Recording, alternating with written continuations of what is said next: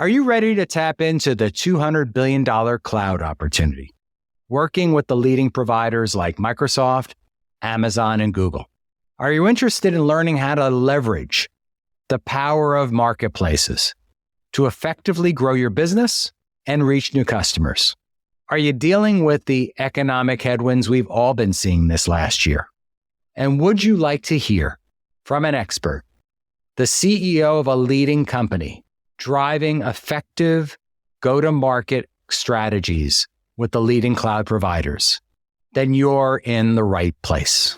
This is the Ultimate Guide to Partnering, the top partnership podcast.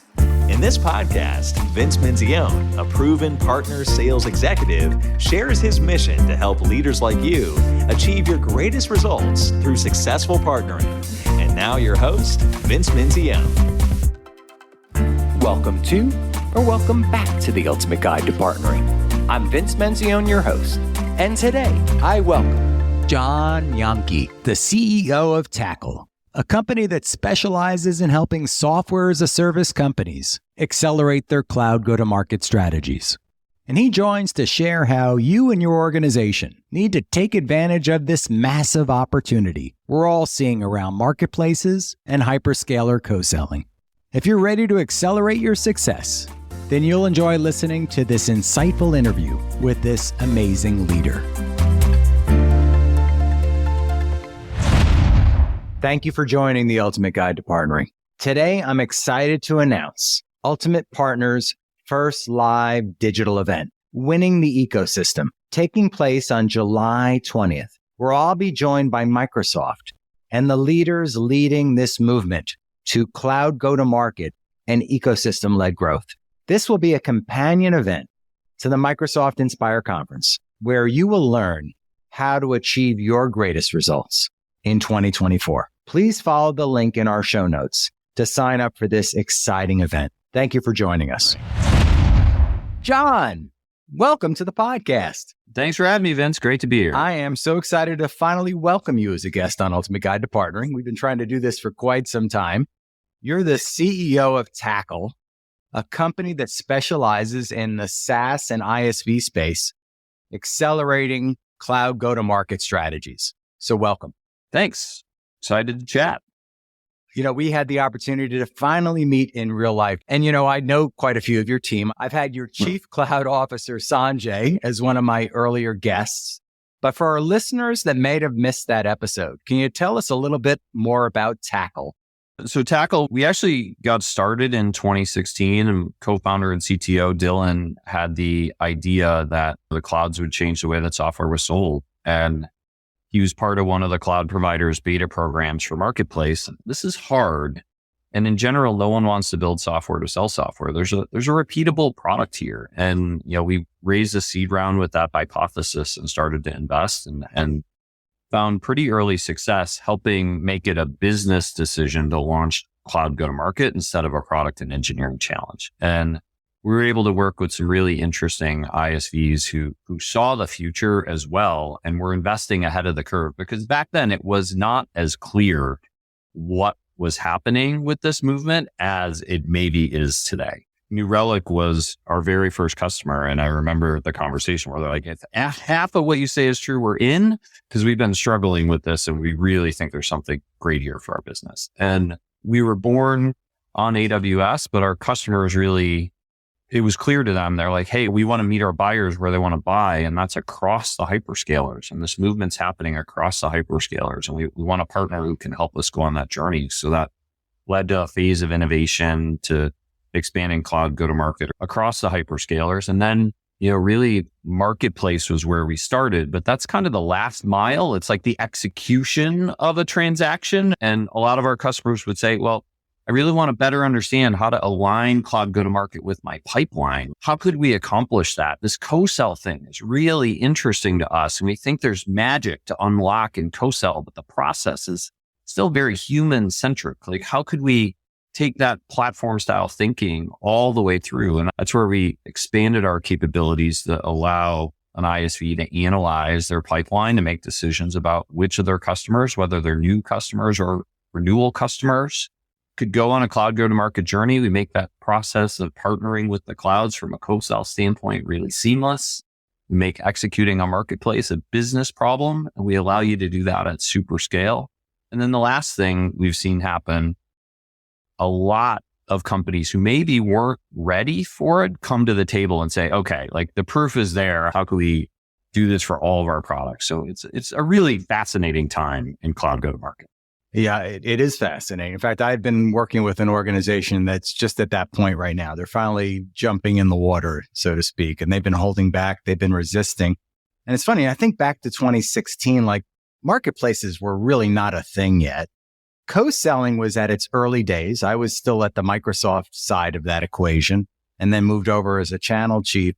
And we were still struggling to get some organizations to understand the value of the whole co-selling methodology and why that was important and why you needed to invest resources in that. So it seems like you got to it early. And then we've been talking about these I'll call it the economic headwinds we've seen since COVID. We've seen most recently layoffs and what's happening in the SaaS economy. And then marketplaces, this whole notion around marketplaces being more of a thing. So you've coined this term, cloud go-to-market, but can you tell us what it is and perhaps for our listeners, what it isn't? Yeah, it's a good question. And it's funny. We're always trying to figure out how do we meet our customers where they are on their journey, because go-to-market in general is really complicated and is only getting more complicated. And I think cloud go-to-market is becoming part of that story. But if you rewind a few years, the way people thought about go-to-market 10 years ago, it was maybe direct and channel. They had their two options for sales. And then you saw like marketing become a real integral part of go-to-market as people started to think about their top of funnel differently and how do I better instrument sales and marketing system together. And then you layer in product-led growth and everybody was thinking about, well, how could I make it easier to land or get people into our product sooner so they could think about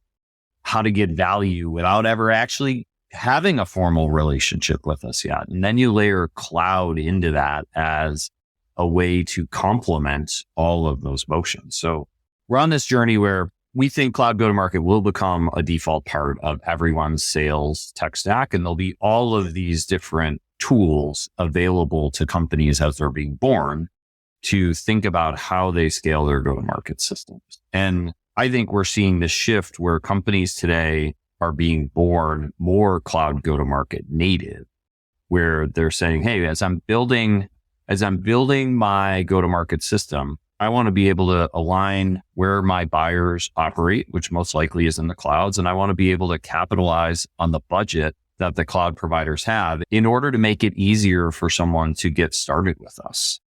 And I think that's an interesting part of cloud go-to-market for new companies. But for all these other companies who have all these different layers of go-to-market, cloud's a complement to them. And it's a way to either give your sellers more way to win, give your sellers access to budget that didn't exist before, which in this current economic time is a really powerful thing.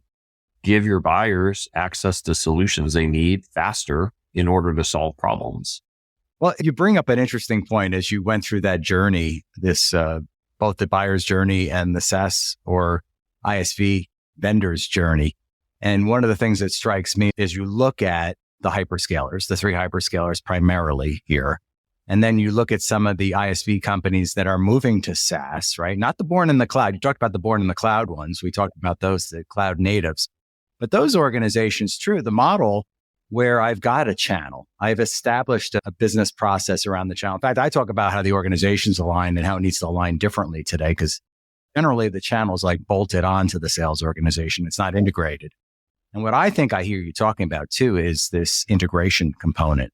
Like, how do we get as an organization more effective at co-selling, not only with our hyperscaler vendors, but with our channel, even within our own organization, driving the resources that are directly touching the customer with the alliance and partner facing parts of those organizations. Do you agree there? Yeah, I think especially in companies of that vintage who were maybe born in an era where the capabilities of go-to-market weren't as significant or robust. Aligning cloud as an option for them to sell in new and modern ways is where we see the benefit happening. And it's not just the go-to-market side. These companies are thinking like the nature of the way their buyers use their products is changing. Yeah.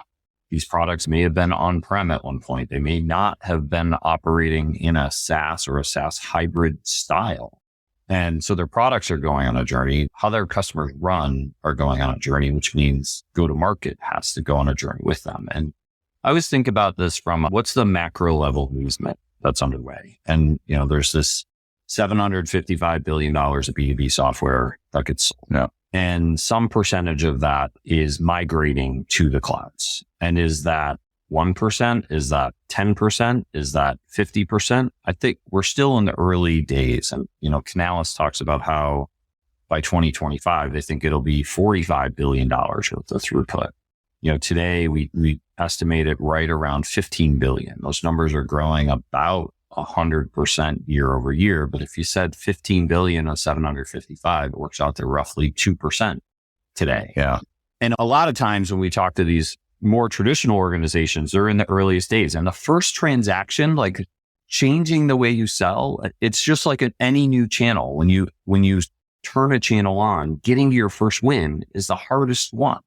But that helps you build the pattern for repeatability. And a lot of those companies have seen they've either done their first win or they've had buyer demand in this new way. And they're like, how do we capture that? And then how do we go on a journey to what percentage of revenue makes sense to us? And then we do the State of the Cloud Marketplace research every year. And this is one of the questions we ask. We're like, for ISVs, what percentage of revenue do you think cloud go-to-market will make up in your organization this year? And the most common answer was 10% this year. And when we first saw the data, we're like, is that a lot? Like, how do I think about that? And when you boil it down, you're like a $10 million ARR company having $1 million channel. It's probably their first meaningful channel. Right. A $100 million company having a $10 million channel. It's likely their fastest growing channel. $1 billion company having a $100 million channel. It's probably their largest channel in the world. Globally scalable, powered by one of the fastest growing budget line items in enterprise technology. So that story of where people are at in their journey and even what they think that destination wants to be. I love to have that conversation with more mature ISVs to be like, what does good look like to you? Is this the ability to capture a deal or a couple deals? That's one thing. If this is, you want to get to 10% of revenue. I mean, it's literally a revenue transformation. I want to hone in on that Canalys study, the 2025 study, right? So 15 million, I think is the number you used.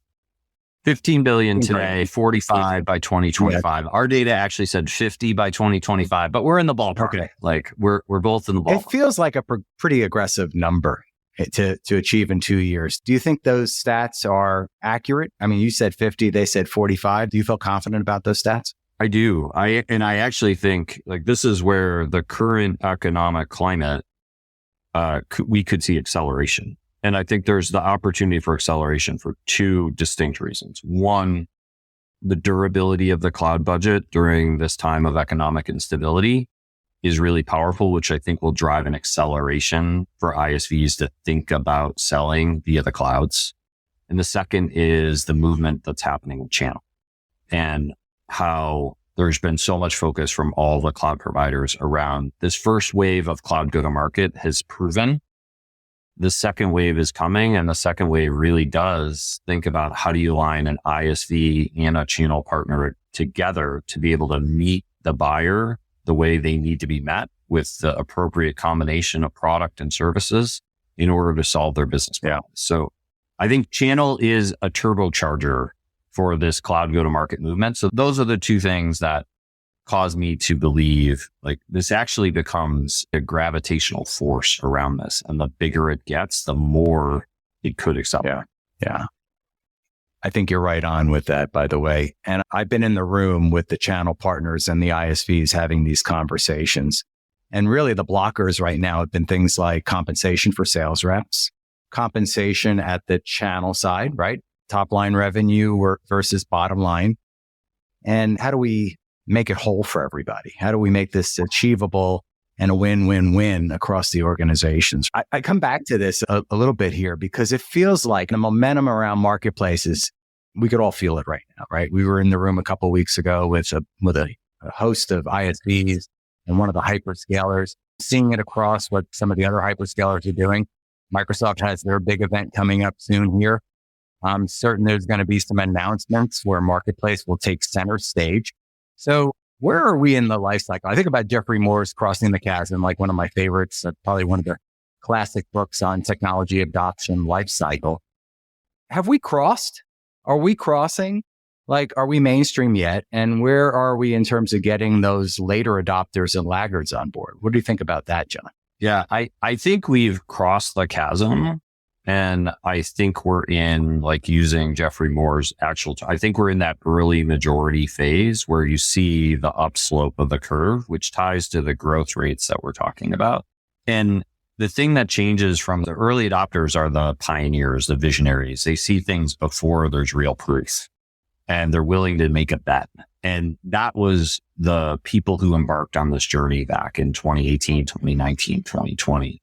Today, the proof is there. There's so much proof where the mainstream is saying, okay, there's clearly something here. Is this 50% of my revenue? Like some of these born cloud go-to-market native companies? Maybe not, but it's definitely not zero. When you talk to some of those companies and you have that percentage of revenue conversation, they're not talking about $10 million or $100 million. A percent of revenue is hundreds of millions or billions of dollars, which I think is further fuel to those projections. Because I had this conversation with someone recently where they're like, well, who owns the cloud budget and why would that work? Like, why would that make sense? Isn't this owned by like IT or the engineers? Or you're like, no, actually cloud has gone on this journey where in 2018, the cloud budget was probably a departmental budget line item. It was owned either by like infrastructure or application engineering or development or product or whatever you would call that group inside your company. And then as it got bigger, it started to move to be a CFO owned budget line item where, you know, these oftentimes, especially as people are getting out of data centers and rebuilding platforms and products to run in the cloud becomes one of their top 5 budget line items. And that's when the CFO and procurement's engaged in thinking about how do I optimize? Like, so even that shifting of the ownership of budget inside the buyer, I think is another factor outside of that large company transformation. I would agree there. On the CFO side, it's certainly a large line item, large budget line item. And I've seen firsthand the CFO negotiating directly with the hyperscaler leadership team on those numbers. The whole notion of the durable cloud budgets, I feel like you brought that really to light. I don't think a couple of years ago, maybe it was because of your focus and the research of your study, it really helped crystallize that for a lot of these organizations they're on that journey. What about the ones that aren't there yet? Like, what would you say to them now? Like, how would you get them on board with driving this? Obviously, the ones that are resisting the most, whether it be channel strategy, whether it just be laggard mentality, mindset within the organization. What do you say to those organizations? Yeah, this is an area where thinking about just tackle and the journey we've gone on as a company, we're a SaaS company. We've built a platform and that's the way we thought about the world. How could we help people use our platform in order to go on this journey? But as we've shifted in the technology adoption lifecycle curve to this more mature company approach, we've actually had to evolve our approach because companies like that, they don't want to start with product. They actually want to start with strategy. And that strategy oftentimes looks at the executive team where there's some education about what's happening in the market. There's some storytelling about customers who've had success and what powered that success. And then there's execution, like how can they get started? Because in these larger organizations, oftentimes it's not a single product discussion. It's a portfolio of products. And they often have a huge range of buying centers. And I think the best way to start is to focus. Like, choose the spot that makes the most sense to initiate this journey. And you don't have to go all in. You don't have to say day one, I'm going to get to 10% of revenue. You could say that's art of the possible. But how do we go do a real experiment and see how this fits into the system? And I think one of the things we've seen over the last 3 years with large companies is oftentimes they get ground up in their own like internal discussion. Like if I launch a cloud go-to-market strategy, how is my existing channel going to think? Exactly. About this? Well, that's an at-scale problem. Like we can self-contain that to a spot where this is an experiment. Our buyers want us to meet them where they want to buy. This is a proven place. We have to experiment and understand how it fits in. And we're not changing our whole business strategy. We're doing a go-to-market experiment. And so back to how do we advise people who are stuck at that spot? Yeah. We oftentimes will reverse the order and say, let's start with the executive team and let's actually go through that education and enablement process to define what the right strategy is. Yeah. Because if you go too big, too fast, you're probably going to spend too much money and too much time and not actually have success. And what you really want is the tailwind of revenue and deal acceleration to drive your transformation, not some big picture press release and launch that doesn't actually turn into value for your buyers and sellers. I'm glad you brought up the C-suite or the executive team, because I always talk about this lack of a partner-led mindset in a lot of these organizations, right? Some of these companies, SaaS in particular, just a few years ago, the CROs primarily came from a direct selling motion. You didn't need a channel to sell SaaS. And then you've got this, I called it the appendage of the channel that's bolted on to the organization. It might be under the CRO. It might be in a different pocket. Generally, it's buried someplace and it's owned by a channel chief. And some of these channel chiefs have been around for 30 years. They came from the old, I call it the Boca Raton model, right? When IBM launched a PC and the channel got created. That whole movement there. And then you've got the CFO sitting in the middle saying, why am I spending more money on an alliance strategy? I'm giving up revenue here on partners, on channels. Oh, I've got to pay marketplace fees. How do you think through? Is there a pat answer you have on how you get the alignment at the C-suite? Yeah, it's such a great question. And we haven't seen like the silver bullet answer here. It ends up being who inside the organization sees the vision and how to help them go on a journey to bring alignment across the stakeholders. And I've had a few conversations with ISVs lately that highlight this. I was talking to a head of channel, medium-sized ISV earlier this week, and they're like, hey, in this economic downturn, if we can't tie our impact directly to top of funnel and revenue, people are going to ask questions about why we're here. Right? Like this is the era of productivity. And I think being able to think about it, not just from a strategic, what's our strategy from a partner standpoint, but it's strategy and execution, which brings that partner leader in the alliance and the revenue leader directly together. So I think those are traditionally the two spots we've started. If we're talking about launching cloud go-to-market, who in the revenue team is on your side to bring this to life? What does good look like? And if you don't have that stakeholder day one, you need to figure out how to get that stakeholder to the table with you to launch and sell. Yeah. Okay, we're in the era of productivity. What value do I get out of the costs in our go-to-market system? Yeah. And where do we want to invest more? And where do we need to think about investing less? And there's complexity here with channel, like the cost of channel layered into the cost of selling. But we're seeing CFOs emerge in those conversations in ways that they weren't. I've seen this happen where CEOs have a strong desire to evolve their company towards cloud and they're disconnected from an execution standpoint. And they actually really want to be able to bring the team together to get to like, how do we go do something together? And we've seen that in some of the largest orgs in the world. So it's mostly figuring out who has the vision and how to connect the dots to success and then use that success to help them drive that broader engagement.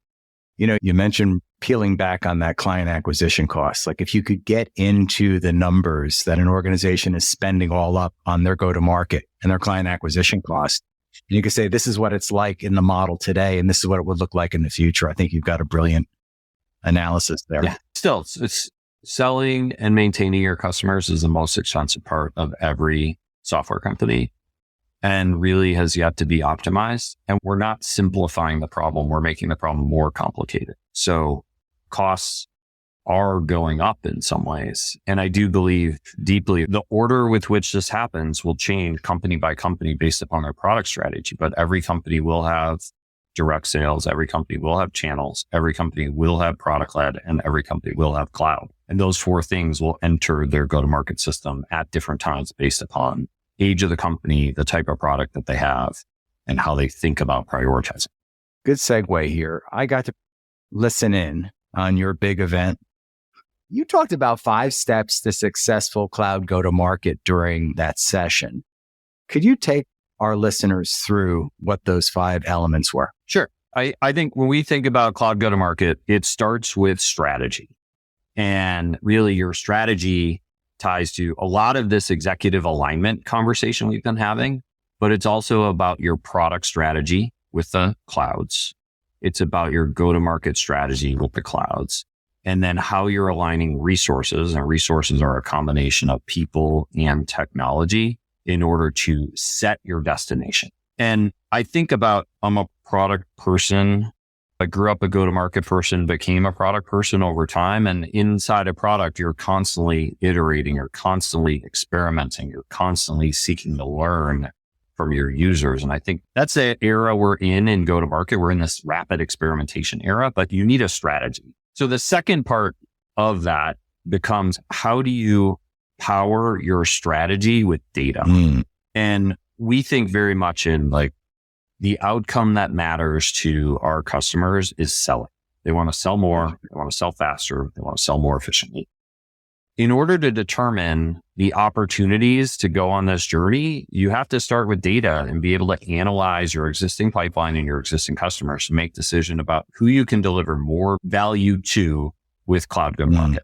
The third part is around your pipeline for cloud, which really centers around taking the intelligence you get from analyzing your existing customers and existing pipeline, distilling that down to where they're focused, and then leveraging this magic of co-sell in order to start to accelerate that pipeline. So the third phase is all about connecting with co-sell in order to improve the quality of your cloud pipeline over time. The fourth phase is all around marketplace and really being able to take that pipeline and turn it into revenue in a fast and efficient way. And this is where you get to tap into the cloud budgets. You get to tap into all of the benefits that clouds are investing in order to bring this movement to life. And then the last piece is all around scale, because doing one deal looks very different than doing 10, looks very different than doing 100, looks very different than doing 1,000. And this is a multi-year evolution.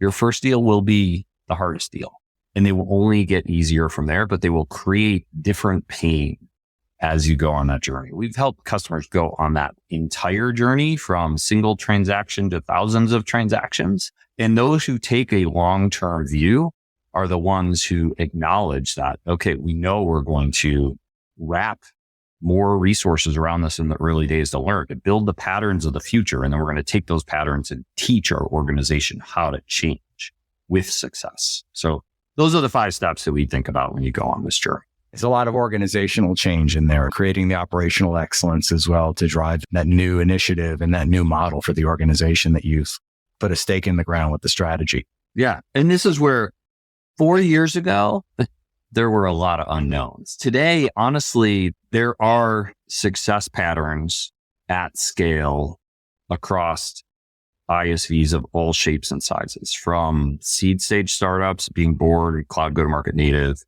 to growth companies who are investing much more in their go-to-market and are trying to think about which investments to layer in when, to at scale sellers who are selling 10 or tens of percentage points of revenue, to the largest software companies in the world, who mostly are doing this big revenue transformation. There are success patterns across an entire ecosystem. So that brings up a good point. So what do you see from the best of the best here in these success patterns? Starting with the end in mind, like this is a strategic layer to your go-to-market system. So I think people who win think about this in a long-term way and then work their way back to what are the steps we take to get to the destination that we want to be. If you are thinking about cloud go-to-market for one deal, that can be success. It's not going to be durable success. It's not going to become an integrated part of your go-to-market system. I think the other part, going back to that first point around the like building your strategy, the ISVs who go fastest have executive alignment, have product strategy alignment, have go-to-market alignment, and know that they're going to invest in both people and technology to bring this to life. You can't make this a side project. You can't, and I say that because so many people have done this as a side project that became their next career. So if you're starting today, you want someone who's going to own it and focus on it. You want a tiger team clearly identified who's going to go execute on transactions. I think that strategy part is a really key formula, and don't try to do too much too fast. Oftentimes we encourage people to start with one hyperscaler, start with one product, start with one deal. And people are like, no, we know this is going to work. We want to launch in all three at the exact same time with all of our products. And we're like, yeah, you can't. We just do not see that as the success pattern. This is an evolution. I spend a lot of time in the application transformation world, moving applications from on-prem to cloud. And it all started with one. What's the one we're going to go change? And I think this revenue transformation all starts with what's the one deal you're going to start with, and then go on that tree. Yeah. I love what you had to say here. I was thinking about the ones that just do it as a side project or do it to check the box with the hyperscaler to say, yeah, we've got this marketplace solution in market now, versus being all in and doing all the things you just discussed. I mean, as this is not the easy button. There is no magic button for revenue in a software company, especially at this time. If you're going to do it, you need to invest in bringing it to life. That's no different than any other channel partner relationship. And even if you think about, you hire a direct seller and you don't invest in helping them be successful, odds are they're not going to be successful. We all have to acknowledge the fact that selling today is harder than it's ever been. And we need to lean in to make it successful. If you're going to take it from we'll just hang a shingle and hopefully someone calls us, odds are it's not. So let's talk about the hyperscalers for a moment here. We discussed them briefly earlier, but it seems to me that they're at different stages in their maturity models as well. Wes was first out of the gate, the most advanced.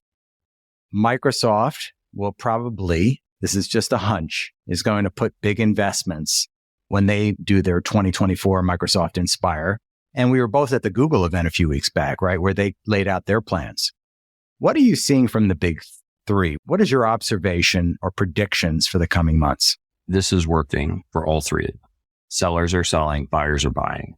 And they're all at slightly different points in their evolution, and they're focused on different things. And they're all going to continue to innovate, which I think will continue to make the domain more complex. Yeah. And I think with that, the coming together of marketplace and co-sell has been really fascinating to see over the last couple of years, because I do think how those who nail co-sell win and win at scale, because it's one thing to enable someone to list and launch in your marketplace. It's another thing to be able to let them use your budget in order to make it easier for their buyer to get access to your technology. It's a whole nother thing to help them actually sell. Revenue is strategic to every software company, fast, efficient, productive, global, which I think is another super interesting spot. Because you think about building a go-to-market team in a growth SaaS company, one of the hardest things to do is to go global. It's expensive. When you talk to people, a lot of times they're not successful or they take repeated iterations. It's very channel rich, a lot of channel history there, which increases complexity. How the clouds can help with global, I think is a really interesting spot. So I think we'll just see more. We're going to see a lot more innovation, both from a business model standpoint, as well as a co-sell plus marketplace standpoint. And a lot of times going back again, 2018, I remember having a conversation with a buyer who was talking about their enterprise agreement. And this is the earliest days of this idea of drawdown. Yeah.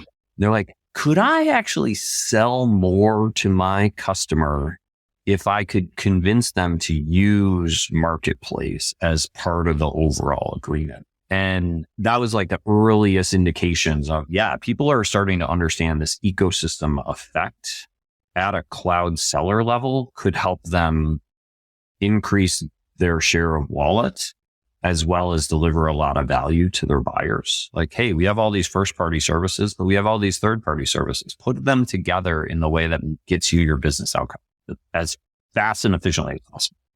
Since then, there's been like waves of these enterprise agreements that have gone through, where now it's much more common to see that CFO think about, okay, I got my cloud agreement. How do I complement those two together? Like that's becoming more real, but we're still early in that evolution because we talk about the durability of the cloud budget. Those agreements oftentimes are durable. They're multi-year in nature. That's right. And now we see that across all the hyperscalers. It's a much, much more common pattern. The cloud's investing more in helping the buyers understand how to do this, I think helps the whole seller ecosystem. Yeah. It talks to also the power of the hyperscalers to enter the C-suite of those organizations and have those more relevant conversations than a startup SaaS company would, and having those durable budgets aligned. And yeah, as a cloud seller, you have a better reason than ever to talk to the CFO, maybe not only the CIO, the head of infrastructure, the head of product, but the CFO, the CEO, and now even the CRO. That's a spot. How many salespeople actually got the attention of a CRO in a software company?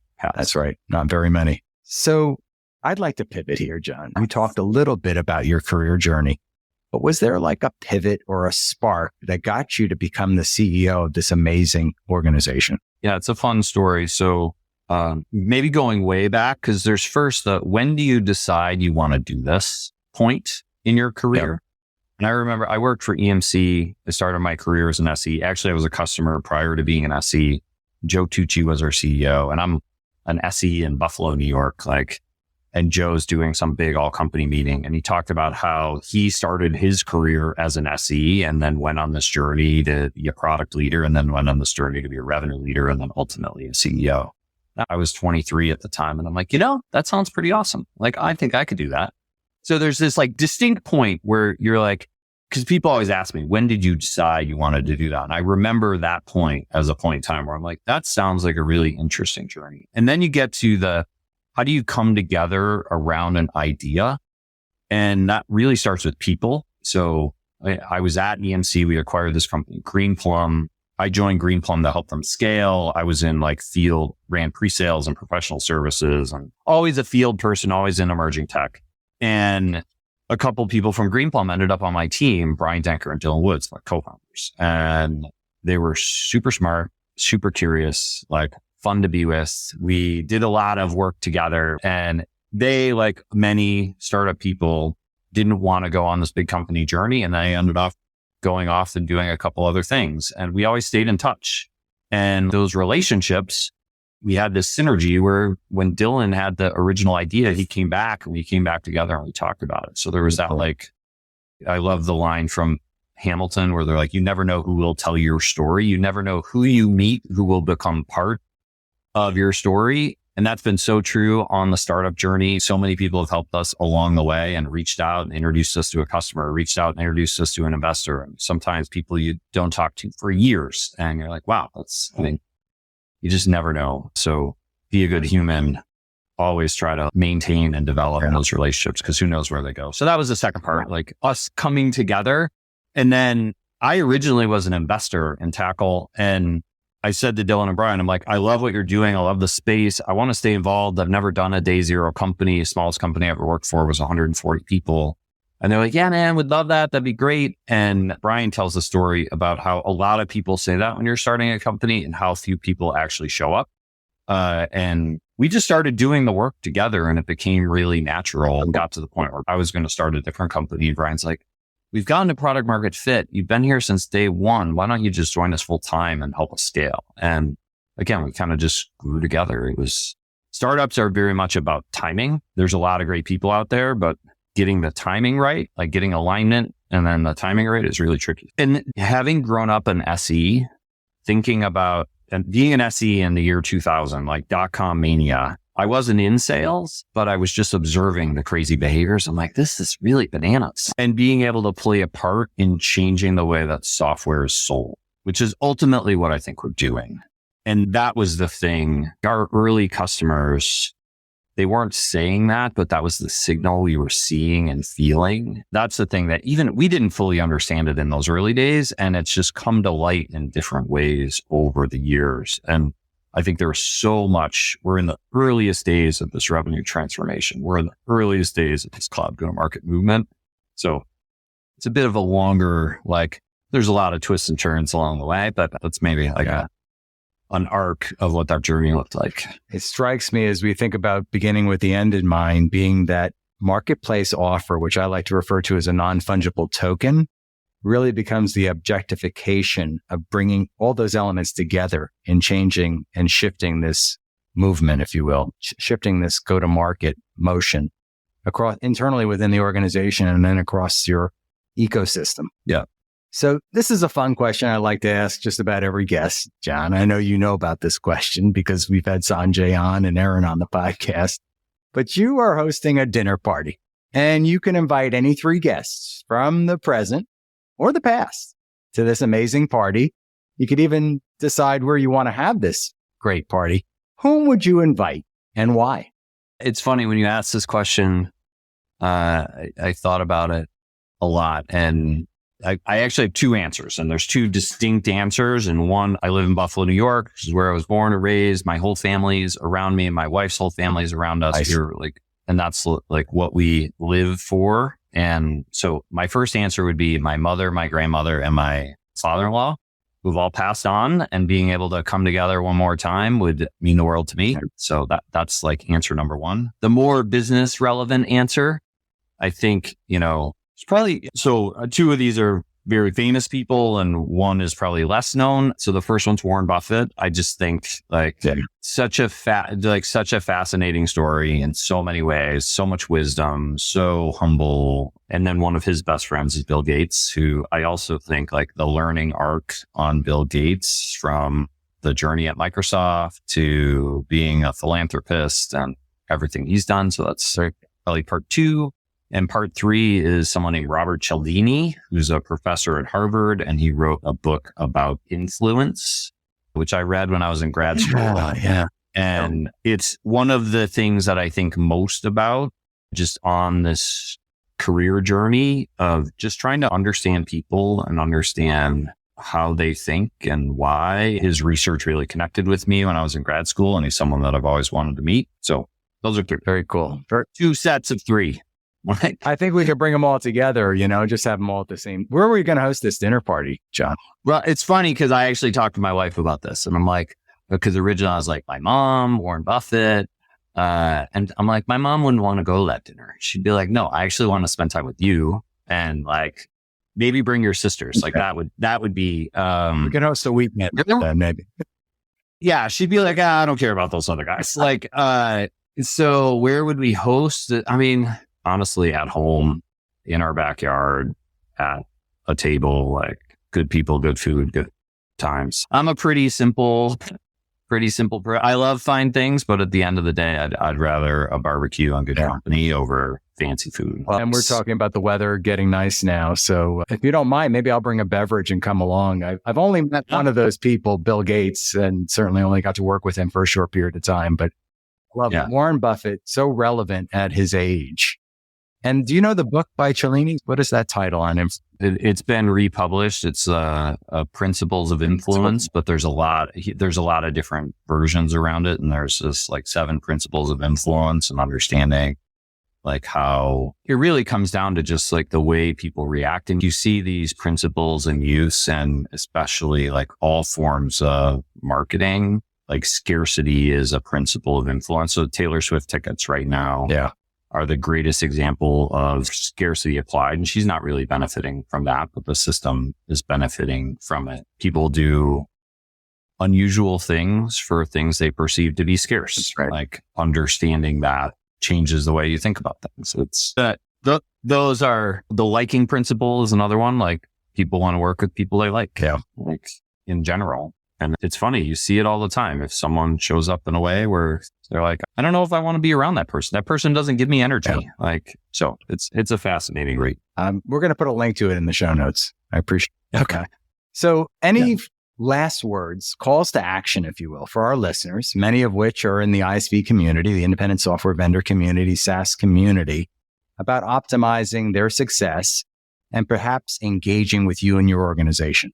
I think like Tackle, we've evolved a lot as a company, and we continue to evolve on behalf of our 600 ISVs we support with, and that number is growing every day. And I love when it was like almost we call it a boomerang, like someone we worked with at one point in time on our journey comes back around because they're like, hey, we actually, we worked together for a little bit, but now with everything you're doing, we want to work together again. And I think we've invested a lot in this idea of services and strategy and being able to meet customers wherever they are on their journey, and even just to be able to share some expert advice. So that's a common thing. Like everybody knows they want to do more and people aren't exactly sure how and what the best practices are. And that's a thing that in this next era, the evolution of Tackle, our continued growth, we want to be able to share those stories more.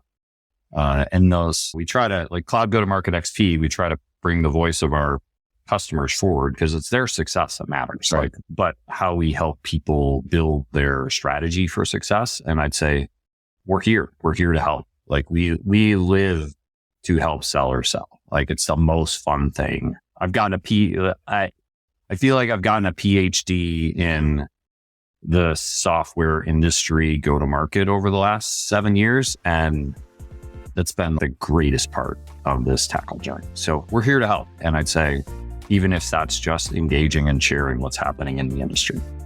Well, thank you so much, John. I was excited to have you as a guest today. I want to thank you for your time. Know how precious it is as CEO of a fast-moving organization, a rocket ship, if you will, in this space.